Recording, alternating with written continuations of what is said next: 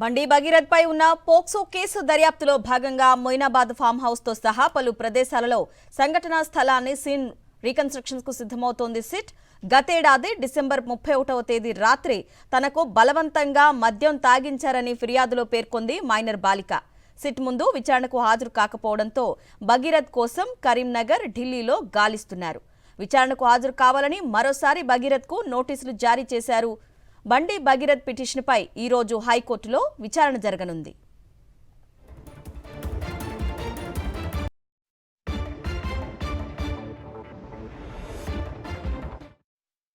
బండి భగీరథ్ పై ఉన్న POCSO case దర్యాప్తులో భాగంగా మొయినాబాద్ ఫామ్ హౌస్ తో సహా పలు ప్రదేశాలలో సంఘటనా స్థలాన్ని సీన్ రీకన్స్ట్రక్షన్స్ కు సిద్ధమవుతోంది సిట్.